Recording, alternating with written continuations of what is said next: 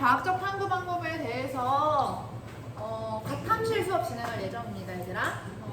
지난 시간까지는 통과 수업으로 4나만원에서 재련까지 수업 진행했었지, 그치? 맞니? 그래서 오늘은 재련, 민기 이렇게 왔었나? 네. 재련까지 수업을 진행했었고 이제 이 다음 시간에 또 실험을 하면서 그 뒤에 내용을 진행할 건데 오늘은 그거와 좀 다른 수업을 진행할 거야. 그래서 과학적 탐구 방법에 대해서 진행을 할 거고 오늘 배운 내용은 중간고사 이전에 과탐실에서 보는 수행평가 50점짜리 수행평가 내용입니다. 별로 부담스럽지 않잖아, 과탐실은.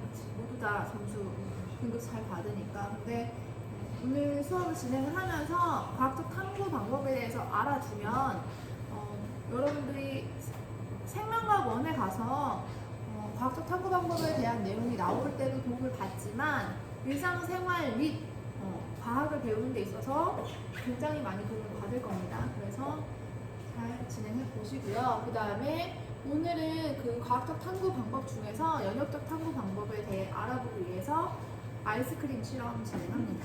예. 맞지? 아이스크림 수업 맞고요. 거짓말한 거 아니에요. 좀 믿어. 신뢰를 좀 쌓으라고. 얘가 아이스크림 실험한다는데 뻥치지 마 이러는 거야. 쌤한테요? 어? 쌤한테요? 나한테 말까? 야 나한테 뻥치지 마. 저 그거는 한 대 맞아야죠. 왜? 그래서 진행을 해보도록 합시다. 이 영상 찍으면 항상 부담스러워. 너무 의식하지 마세요. 의식 안 하는데 이게 의식이 된단 말이지. 손을 되게 많이 쓰시네. 사실 지난번 영상을 찍었거든. 그래서 그걸 그냥 쓸까 지금 고민 중이긴 한데 그때 첫 수업을 찍어가지고 첫 수업은 항상 별로야. 내가 생각해도 좀 별로라서 지금 약간 여유가 있으세요?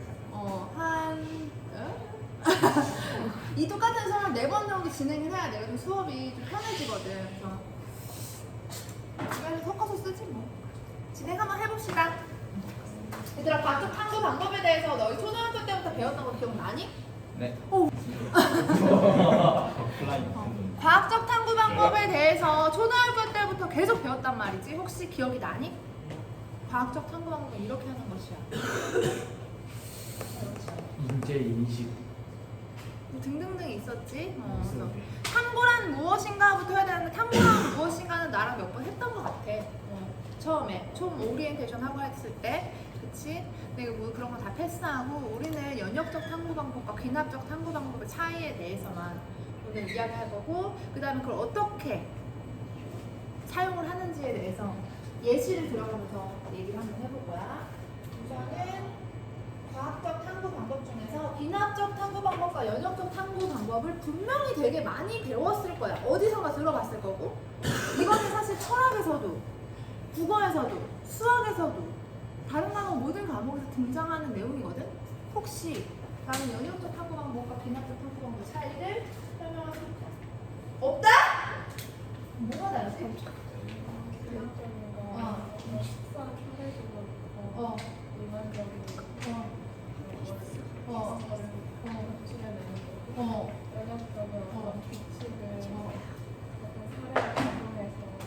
이거 왜 이렇게 똑똑해? 얘 뭐야? 너 뭐야? 너 이렇게 똑똑해? 너희 다 알았어? 네.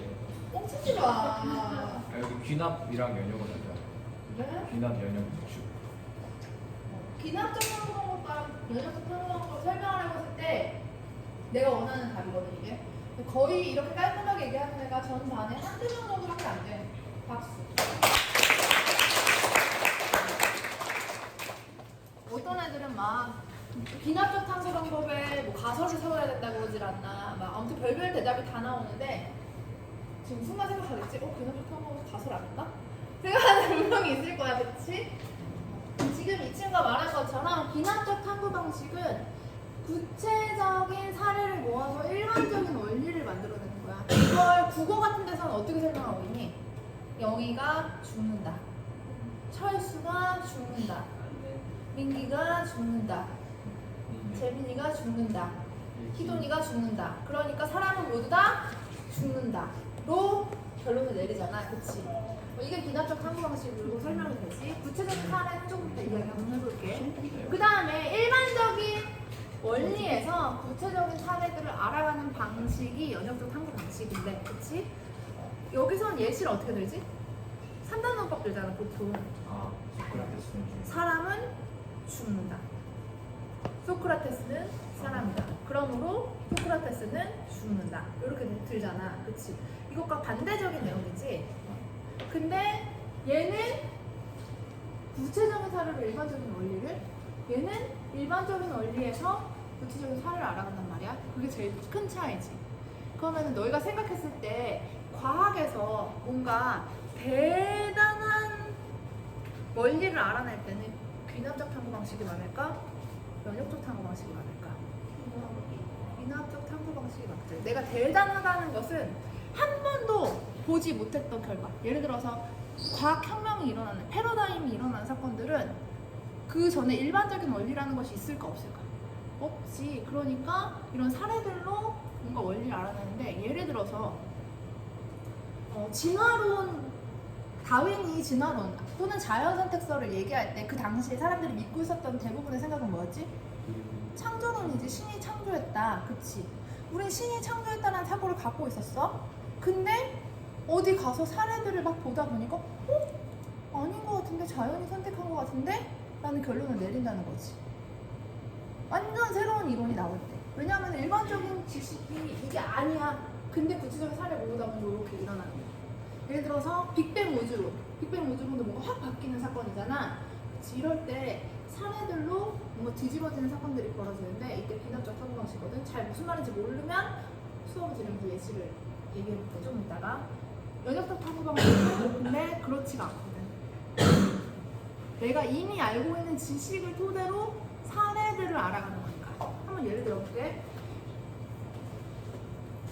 다윈의 진화론, 종의기원 책 언제쯤 쓴 책이지, 얘들아? 대충 대항해 시대. 우리가 과학혁명이라고 얘기하는 막 뭔가 세상이 바뀌고 있는 그 시대쯤, 그치? 막 르네상스, 그때 얘기하면서 얘기했잖아, 그치? 1700, 800년 그 정도쯤에 뭐 어떤 일이 일어났지? 다윈이 어느 배에 탔지? 갈라파고스 군도에 갔지? 그 배 이름은 나도 생각이 안 나. 정확하게 기억이 안 나. 아무튼 그 대항해 시대에 저쪽 아메리카 대륙을 탐사하는 배에 탔어. 그치? 와! 뭐야? 안녕이야. 제가 펜은 안 되겠어?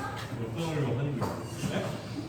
그러면 너희가 뭔가 잘못 누르고 건드리거나 잘못 누르면 유지야, 너희가 이게 뒤집어서 있잖아. 너는 가운데 있어서 뭘 할 수가 없어. 야, 내가 원리 봤어. 하지 너가 마세요. 살짝 처음에 넘어지는 걸 내가 봤지. 원리 뭐해? 아니, 가위 치알고 있어. 안 되는데. 사전에 나와? 유지야, 예? 갈라파고스 국을 갔어, 다윈이. 수도가 뭐야? 그 사람들 모이고 사람들이 몰랐고, 근데 거기서 어떤 일이 일어났지? 핀치세 구이고 와 이거 그런 다르더라. 졸라 다르다. 뭐가 달랐지? 구이의 모양이. 우리의 모양이 다르다는 걸 보고 어떤 결론을 내렸어? 아 이거 먹이에 따라서 진화하는 거다. 잘 설명했어. 좋아. 갈라파고스 군도라는 곳에 갔어. 군도라는 것은 섬이 모여있는 곳이야.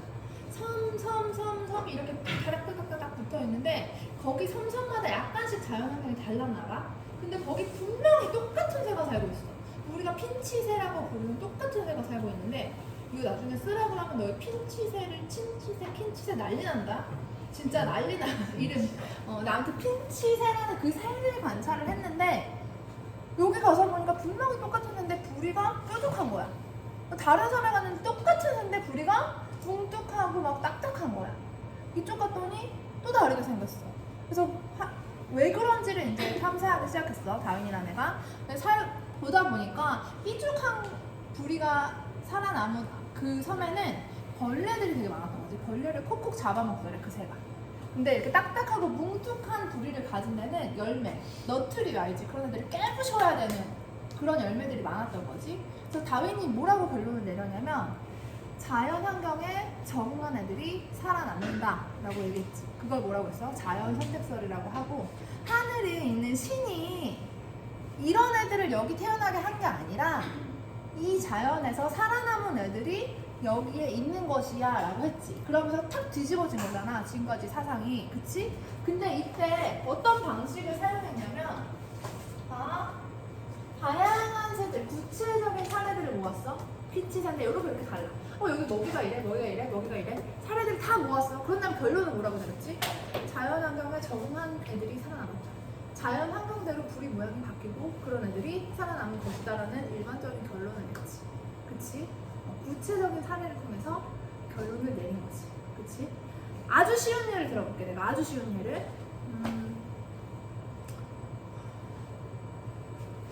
내가 1학년 3반을 처음 아무것도 모른다고 내가 생각해볼게. 1학년 3반을 몰라. 그치? 근데 내가 너네 반을 보러 왔지. 여기 이제 얘네들이 딱 있는 거야. 1학년 3반에 딱 얘네 3명 있어. 나는 어떤 결론 내릴 수 있어? 얘네들 사례를 외워서 1학년 3반 애들은 안 가고 있으면 되네. 1학년 3반 애들은 남자애들인가? 1학년 3반 애들이 교복을 잘 입는구나. 이런 사례들을 얻으면 내가 결론을 내렸어. 사례 어때? 조금 어때? 오늘 1학년 3반을 다 왜 이게? 아니요. 어때? 어떤 거 같아? 내가 얘네 살만 딱 보고 1학년 3반은 이래라고 말하면 안 되겠지. 비난적 항구 방식은 구체적인 사례들을 모아서 일반적인 원리를 만들어내잖아. 한계가 있어. 한계가 있어. 어떤 한계가 있지, 얘들아? 성급한 일반화요. 오, 좋아. 아주 똑똑해. 성급한 일반화요. 우리가 국어에서 그렇게 얘기하지? 만약에 내가 이 세상에 있는 모든 사례들을 다 관찰할 수 있다면 그건 무조건 맞을 거야. 그치? 근데 이 세상에 있는 모든 사례를 다 분석할 수 있을까? 아니요. 내가 본 걸 기준으로 하기 때문에 반례가 생기면 뒤집어질 수도 있는 거지. 그치? 그래서 과학적 탐구 방법은 부분을 보고 모든 걸 평가해야 되는 문제점이 있어서 코끼리를 관찰할 때 코끼리 부리 이거 뭐라고 해? 부리가 아니라 상아가 상아를 보고 코끼리는 단단하고 매끄럽네, 또는 이 등장만 보고 벽 같아, 꼬리만 보고 길고 얇아 라고 표현을 할 수 있다는 거죠. 되게 대표적으로 기나적 탐구 방식의 한계로 지적할 때 드는 예시가 있는데 혹시 아는 사람? 기나적 탐구의 한계는 이런 것이다. 너 되게 똑똑한데? 백모는 아니고 백조. 백조 예시를 되게 많이 보거든. 어떻게 되냐면 예전에 신대륙이 발견되기 이전에 사람들은 백조가 모두 다 하얗다고 생각하고 있었어. 왜냐면 유럽에 갔더니 백조가 하얘. 그치? 아프리카에 갔더니 백조가 하얀 거야. 당연히 하얗지? 그러니까 백조가 이름 썼을 거고. 아시아에도 갔더니 백조가 하얀 거야. 근데 우연히 신대륙이 발견이 되면서 오스트레일리아에 갔더니 뭐가 있는 거야? 까만 백조가 있는 거야. 백조가 있는 거야. 어때? 지금까지 백조는 하얗다는 그 이론이 어때? 일반적인 원리가 깨진 거지. 그치? 되게 많이 나오는 기나적 탐구 방법의 한계가 이 속조 얘기가 됩니다. 그치? 기나적 탐구 방식은 구체적인 사례로 뭔가 일반적인 원리를 알아내기 때문에 한계가 있고, 제한된 수의 관찰과 자료로부터 일반적인 법칙을 추론하는 데 사용되기 때문에 참이라고 말할 수 없다. 그러면 귀납적 탐구 방식이 더 정확해지려면 어떻게 할까? 사례가 많으면 많을수록, 그치? 실험을 많이 하면 많이 할수록 아무래도 더 좋은 결과를 얻게 되겠지. 그치?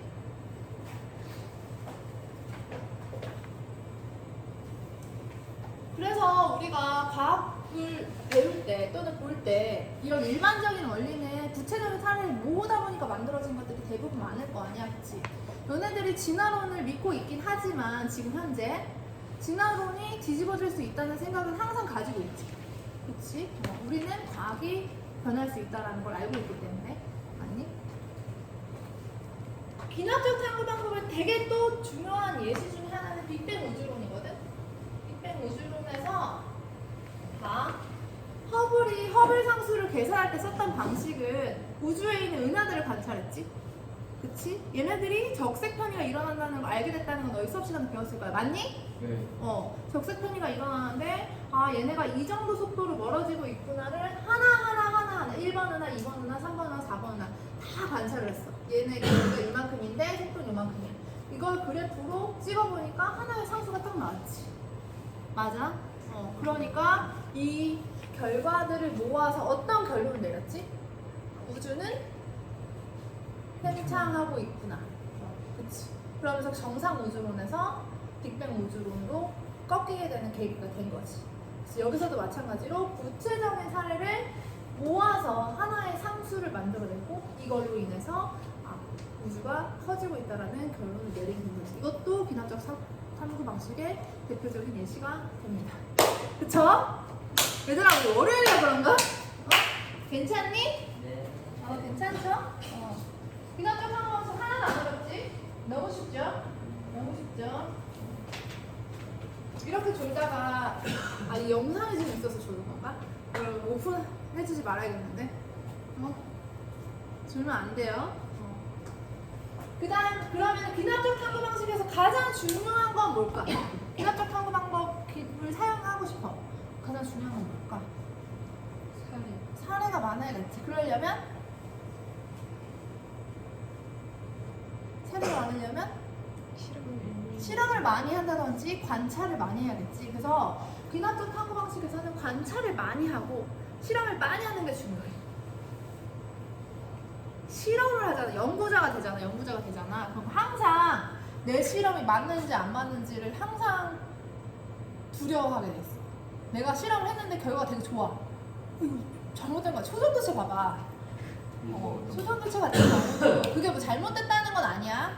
그건 아닌데 실험이 딱 결과가 나오자마자 뭐 되게 이거 말도 안 되는 결과치가 나왔어. 그럼 어떻게 하니? 너네가 의심을 하지. 그럼 어떻게? 재실험을 하고 또 실험을 하고 또 실험하고 또 실험을 해. 사람이라는 게 되게 웃긴 게 내가 원하는 쪽으로 관찰을 하게 돼 있거든. 내가 이렇게 보고 싶은 대로 보게 돼 있기 때문에 많이 사례를 모아야지 뭔가 정답에 가까운 결과가 나오니까 비난적 탐구 방식은 관찰을 많이 하고 실험을 많이 하는 게 굉장히 중요하다. 비난적 탐구 방식을 하는 방식 한번 볼게. 자연현상에서 관찰 주제를 설정한다고 했는데 이거는 되게 대단한 실험에서 대단한 결과치에서가 아니라 그냥 너희들이 할 때 얘기야. 너희들이 할 때. 그리고 나서 관찰을 수행하고 뭐 결론을 도출하는데 일반적인 그냥 뭐 예를 들어서 아까 다윈이 한 거라든지 뭔가 허블이 했던 거는 뭔가 되게 대단한 결과치를 얻어야겠다고 했을까? 아니면 그냥 우주가 적색 편의가 일어나니까 한번 하나하나 관찰을 해볼까? 라는 생각에서 시작을 했을까? 그냥 한번 하나하나 다 관찰해볼까? 무슨 경향성이 있는지 한번 볼까? 라고 하면서 봤겠지. 그치? 거기서 뭔가 허블이라는 사람이 이럴 것이야 라는 뭔가 결론치를 잠정적인 답을 설계하고 보기 시작을 했을까? 한번 그냥 자료 한번 모아볼까? 경향성이나 볼까라고 했을까? 어떻게 생각해? 가설이라는 것을 설정했을까? 비납적 탐구 방식 또는 진화론에서 얘는 분명히 창조론을 믿고 있었던 사람이란 말이야. 근데 자연이 선택하지 않을까? 환경에 따라 생명체들이 부리 모양이 바뀌지 않을까라는 뭔가 그런 생각을 가지고 관찰하기 시작했을까? 그냥 우연히 관찰하다 보니 그런 결과가 생겼을까? 이도나 뭐하니? 촬영하지 마 제발. 안 돼. 촬영은 안 돼. 어떻게 했을까? 그냥 하다 보니까 결론이 나왔겠지. 맞아? 그래서 비난적 탐구 방식에서 가설을 세우는 건 자체가 불가능해. 그렇지 않아? 뭔가를 되게 뭔가 큰 목표를 세우고 했다기보다는 사례를 모으다 보니까 그런 큰 결과치가 나오게 되는 경우가 대부분이야. 그치? 그래서 얘는 막 가설을 설정한다 이런 과정은 없어. 그치? 맞니? 근데 연역적 탐구 방식 같은 경우는 아까 얘기했잖아. 내가 이미 알고 있는 지식을 토대로 그 지식을 짜맞춰서 뭔가 생각을 하고 시작을 하거든. 그러다 보니까 가설이라는 게 등장을 하는데 연역적 탐구 방식의 정의를 쓰라고 하잖아. 그러면은 애들이 막 가설을 설정하는 것이다 막 이렇게 거기서부터 해. 근데 가설을 세우는 거는 특징 중에 하나지 뭔가 정의라고 말하기 좀 애매하지. 일반적인 원리에서 구체적인 사례를 하는 것은 맞지만, 그치? 그러면 얘는 어떻게 하는 건지 한번 우리가 실험을 하면서 진행을 해볼 건데 면역적 탐구 방법에 그냥 사례 얘기했고 실험을 하면서 얘기할 건데 면역적 탐구 방식을 변인을 설정하는 것이 굉장히 중요하거든. 변인이라는 건 혹시 들어봤니? 한 번도 안 들어봤어? 그럴 리가. 무슨 변인 들어봤지? 통제 또 독립 또 선반 처음 들어줘. 변인 통제밖에 안 돼. 변인 통제 무슨 변인 처음 들어? 실험을 할 때 내가 어떤 실험을 해? 내가 예를 들어서 온도에 따라서 뭐가 변할 것이야 라고 했어. 그럼 온도를 다르게 실험을 진행하겠지. 얘는 0도, 10도, 20도 이런 식으로 온도를 다르게 설정을 하겠지. 조작해주겠지, 변인을. 그치? 온도라는 변인을 조작해주겠지. 조작 변인이 있고, 조작해주지 않는 것은 다 어떻게 하지? 통제해주겠지. 온도라는 걸 변화시켰다면 압력이나 뭐 습도나 뭐 등등등을 다 통제해주겠지. 양이라든지 이런 것들. 그치? 그 다음에 등장하는 게 이렇게 뭔가 통제하거나 조작할 수 있는 그런 변이는 독립변이라고 하고요. 그치? 결과로 관찰하게 되는 것을 뭐라고 하냐면 종속변이라고 우리가 얘기하거든. 잘 모르겠으니까 우리가 간단한 실험을 하면서 탐구 문제를 하나 세울 거고, 면역적 탐구 방법은 너희가 많이 해봤기 때문에 할 수 있는데 잘 못해. 그래서 탐구 문제를 하나 간단하게 세울 거고, 그걸 바탕으로 통제 변이 뭔지, 조작 변이 뭔지, 종속 변이 뭔지를 한번 체크해 볼 거야. 나 실험 대상이 한번 돼보겠다. 나와. 좋아. 우와. 내가 지금 가시는데. 용현이 맞지? 네. 용현이가 일로 와봐. 용현이한테 내가 왜 실험을 하나 할 거거든? 내가 실험을 하나 시킬 거야. 얘한테 시키는 실험의 탐구 문제를 너희가 맞출 거고, 그 다음에 여기서 조작 변인이 뭐였는지, 통제 변인이 뭐였는지, 종속 변인이 뭔지를 너희가 맞출 거야. 내가 지금 설계한 실험을 보고, 그렇지? 우선 친구들에게 너의 인사를 한번 해봐. 안녕하세요. 크게. 안녕하세요. 고개 안 숙여도 돼. 안녕하세요. 조용현입니다. 이 똑같은 목소리로 헬륨가스를 마시고 인사를 해. 원래 목소리가 이상한. 원래 목소리 그거야 너? 네. 다시 해봐. 안녕하세요. 붉은 남자 시선 시켜보고. 알았어. 다시 크게 얘기해 한 번만 줘. 안녕하세요. 좋아. 요렇게 얘기할 거래. 그러면은 내가 얘한테 헬륨을 줄 건데, 헬륨 기체의 특징 너희가 아는 거 뭐 있어? 가벼워요. 뭐보다? 공기. 공기가 뭔데? 공기 성분이 뭔데? 질소와 산소가 7대3으로 이루어져 있는데 질소랑 산소는 헬륨보다 무거워? 아니 걔네가 무겁죠. 어떻게 알지? 그거 원자 번호. 원자 번호가 크니까. 좋아. 원자 번호가 크면 너희 분자량이라는 거 혹시 배웠나? 네. 배웠어? 현준쌤이랑 같이 했었나? 배웠어요. 배웠어? 양성자의 수와 중성자의 수의 합은 알아? 질량수. 질량수는 배웠어 그러면? 처음에. 그러면은 질량수가 크다는 것이 질량이 무겁다는 건 알아? 네. 그러면 헬륨보다 공기의 질량이 무겁다는 건 상식적으로 알고 있는 너희가 배경 지식으로? 맞아? 그거 하나 우선 알고 있어. 그럼 내가 얘한테 공기보다 가벼운 기체를 줄 거야. 지금 공기를 마시고 있는 상황에서 얘기를 했고 공기보다 가벼운 기체를 줄 거야. 그치?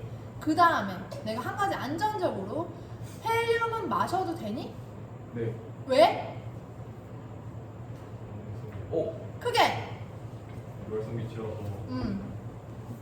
아. 비활성 기체이기 때문에 우리 몸에 있는 애들을 공격하지는 않을 거야. 맞지? 그래서 비활성 기체이기 때문에 마셔도 괜찮을 것이다. 이렇게 예측 가능하지? 그러면 내가 한번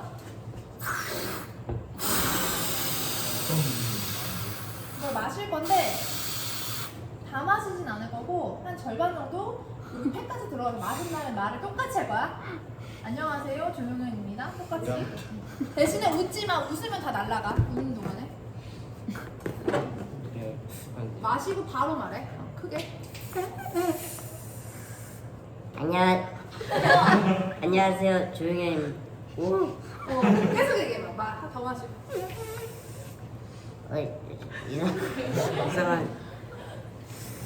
노래 한 곡 해줘. 노래 한 곡. 높은 노래. 노래 모르겠는데. 뜸을 들이면 다 날라가. 지금 뭘 했어? 재민아, 재민아 안녕. 다 마셔봐. 안녕하세요. 내가 약간 꼭 마신 거. 얘 좀 신기한데.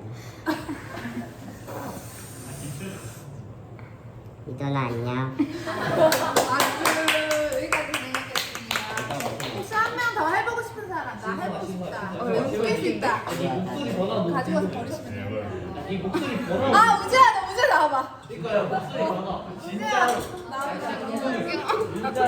얘는 안 웃겨. 아니 너가 되게 잘해 우재야, 나와봐. 인정이 변화 원치 않으면 안 나와도 돼. 원치 않아? 그러면은 여기까지 마무리할게요. 3반은. 원치 않는다면? 네. 오케이. 좋아. 지금 내가 한 가지 실험을 설계했지? 맞지? 네. 그러면 너희가 분명히 지금 조작해준 걸 통제해준 것이 뭔지를 알 수 있을 것 같아. 뭘 조작해줬지 나는? 흡입한 공기의 종류이기도 하고 성분이기도 하고 흡입한 공유의 질량이기도 하겠지. 그치? 맞아. 디테일하게 말하면 흡입한 공기의 질량이 바뀌었지. 그치? 맞아. 네. 그럼 통제는 뭐 통제해줬을까 내가? 대상, 실험 대상자. 그치? 그 다음 말하는 그 말 뭐라 그러지? 안녕하세요를 하라고 시켰지. 그치? 그 다음에 크기도 어떻게 하라고 했어? 동일하게 해줬으면 좋겠다고 크게 얘기해달라고 했지. 그치? 그러니까 나머지 것들은 다 뭐 해줘야 돼? 조작하는 것 이외에는 다 통제해줘야겠지. 나는 얘한테 변인 통제를 시켰어. 그치? 맞아? 조작 변인과 통제 변인 구분할 수 있니? 그럼 너희는 뭘 관찰했어? 목소리가 변하는 거. 목소리의 변화를 관찰했지. 그치? 그 관찰한 결과치가 되는 것이 종속 변이야. 그러니까 목소리에 뭘 관찰한 거지? 정확하게는 높낮이. 우리가 관찰한 것은 목소리 높낮이야. 그럼 종속 변이는 목소리의 높낮이가 되는 거지. 그치? 관찰한 대상. 그럼 탐구 문제는 뭐뭐에 따라서 뭐뭐 할까라고 보통 세우거든. 그럼 뭐 어떻게 세울래 너희가? 세워봐. 흡입한 기체의 공기 아니지? 기체의 질량에 따라서 목소리의 높낮이가 달라질까? 이렇게 세우면 조금 괜찮은 탐구 문제야. 그러면요. 요 정도 디테일하게 세울 수도 있어. 뭐 예를 들어서 흡입한 기체의 질량이 작다면 목소리 높낮이가 높아질까? 이것도 가능해. 좋아, 민기 뭐 질문하려고 했어? 그러면 지금은 가벼운 걸 마시잖아요. 그럼 더 무거운 거를 마시면 낮아져요? 그걸 탐구 문제로 불러봐. 흡입한 기체의 질량이 무거워지면 목소리의 높낮이가 낮아질까? 이것도 가능해. 그러니까 탐구 문제, 민기가 세운 탐구 문제를 내가 실천해 줄게. 마실 수 있는 기체는 아까 내가 말한 비활성 기체여야 된다고 그랬지? 어떤 기체 마시게 설계해주고 싶니? 아르곤. 아르곤보다 더 무거운? 제목 아르곤은 사실 공기랑 별로 차이 안 나. 네네. 제논 좀 그렇고 크립톤을 마시게. 헬륨, 네온, 아르곤, 크립톤이거든 얘들아. 크립톤을 마시게.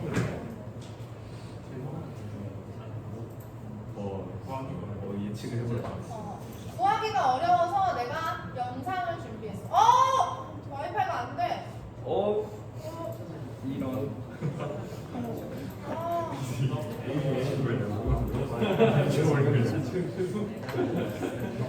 그러냐?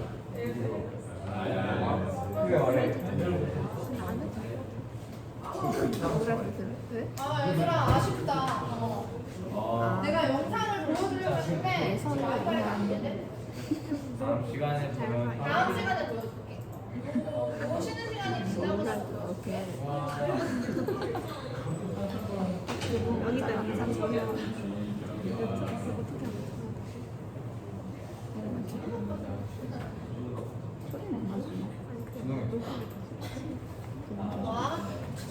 크립톤을 마시면 어떻게 될 것 같니? 목소리가 낮아지지 않을까요? 엄청 낮아져. 그 격투기 선수들 막 되게 레슬링 선수 으 이렇게 막 목소리가 나와.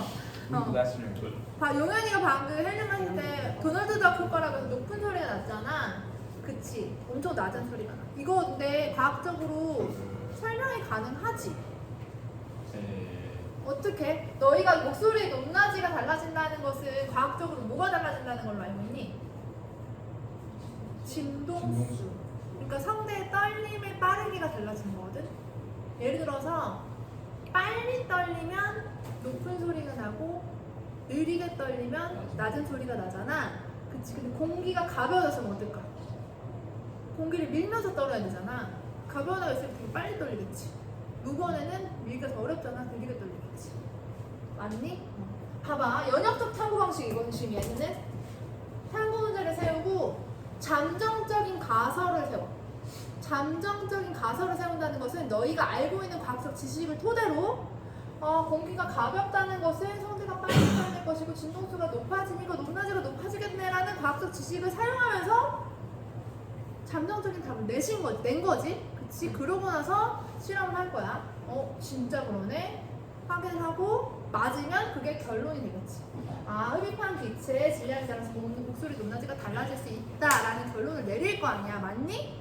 그치? 일반적인 원리가 사용됐어 안 됐어? 너희가 알고 있는 지식들이 사용됐어 안 됐어?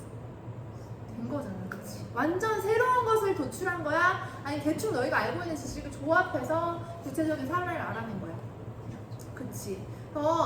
지금 현재 너희가 그 연구실 같은 데서 진행되고 있는 지식들은 완전 그렇게 패러다임의 전환을 이룰 만큼 새로운 지식이라기보다는 내가 알고 있는 지식들을 조합해서 새로운 구체적인 사례들을 알아내는 것들이 훨씬 많아. 그치? 맞지? 엄청 대단한 혁명적인 그런 이론들은 귀납적 탐구 방식으로 알아내는 경우가 많지만 또 지금 현재 연구들은 그렇게 새로운 뭔가 대단한 뒤집어지는 그런 일 거의 없을걸? 그치? 맞지? 그래서 연역적 탐구 방식의 방법을 한번 살펴보면 방금 얘기한 것처럼 너희가 뭔가 탐구 문제, 뭔가를 이렇게 되지 않을까라고 문제를 인식했어. 궁금해서. 그치? 궁금했어. 그 다음에 이렇게 하면 달라지지 않을까라고 설계를 하고 그치? 민기가 한 것처럼 그러면 무거운 걸 마시면 목소리가 낮아지겠네라고 잠정적인 답을 세우지. 이 질문에 대한 답을. 맞지? 그리고 나서 너희가 뭘 마시겠다고 했어? 비활성 기체 중에 무거운 거 마시면 되잖아요 라고 설계했지? 조작을 하고 나머지 다 통제하겠다고 했잖아? 그치? 그 다음에 실험을 할 거였는데 못했지만 어쨌든 간에 결과를 보면 오 이런 소리가 난단 말이야. 그럼 결론은 어떻게 해? 무거운 기체를 마시면 목소리 높낮이가 낮아지고 가벼운 기체를 마시면 목소리 높낮이가 높아지니까 기체의 질량에 따라서 목소리 높낮이가 달라질 수 있구나 라는 결론에 도달을 하게 되는 거지. 이게 다 바로 연역적 탐구 방법입니다. 그치? 그리고 시험에 많이 등장하는 내용이죠. 특히 생명과학 시험에. 그래서 되게 많이 나오는데 생명과학의 1단원을 배우게 되면 과학적 탐구 방법에 대해서 나오고 이게 귀납적 탐구인지 연역적 탐구에 대한 질문이 나오고 그치? 그다음 연역적 탐구 방식에서는 탐구 문제만 보고 조작 변이가 종속 변이를 찾으라 그래. 찾을 수 있겠니? 잘 짜여진 탐구 문제라면 조작 변이인가 종속 변이 당연히 나와야겠지. 그치? 그리고 실험을 보고 조작 변이인가 종속 변이를 너희가 캐치한 다음에 탐구 문제를 세우는 시험 문제도 등장해. 그치? 우리 탐구 문제 세울 수 있다면 잠정적인 답인 가설도 세울 수 있겠지? 그치? 맞아? 그 다음에 감정적인 답이 결국 결론이 되니까 결론을 찾는 문제도 가능하지. 그치? 실험을 보고 탐구 문제, 가설, 결론을 찾는 문제나 또는 탐구 문제, 가설, 결론을 보고 조작변인과 종속변을 찾는 문제. 너무 당연한 문제들이 등장한다. 기본만 알고 있으면 당연한 거죠. 그렇죠? 그러면 지금 교과서에 32페이지에 한 가지 예시가 더 나와 있거든요. 영역적 탐구 방식의 예시. 거기에 예시를 보시면 에이크만의 각기병 실험이 등장을 해. 그거 한번 읽어보면서 정리 한번 해볼게요.